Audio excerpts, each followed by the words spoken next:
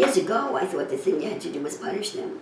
That's where my mind was 30, 40 years ago. That's what I thought, that's how I was raised. You know?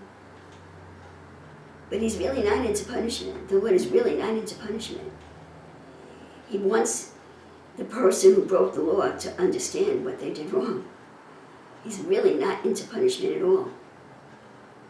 But bad things happen to people that break the law and don't repent, because that's the only thing that will make them understand what they did wrong. But it's different than punishment.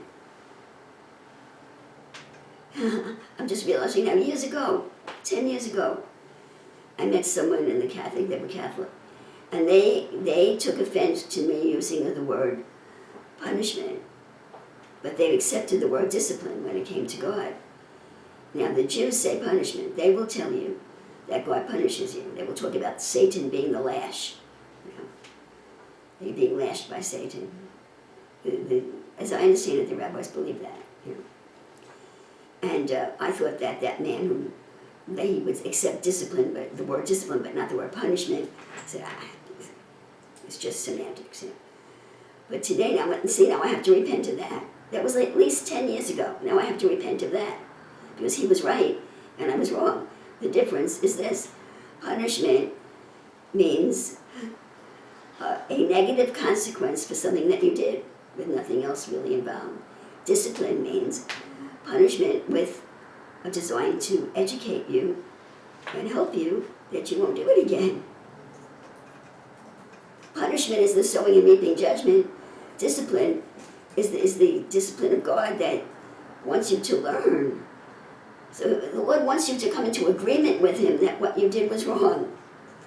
Punishment just stops you dead in your tracks from doing it.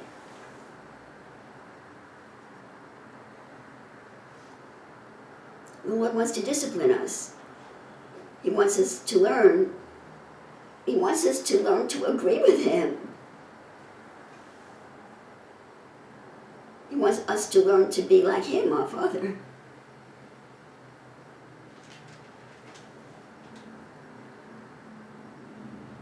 And I found that God can be very kind while He's ministering discipline. He can be very kind at the same time.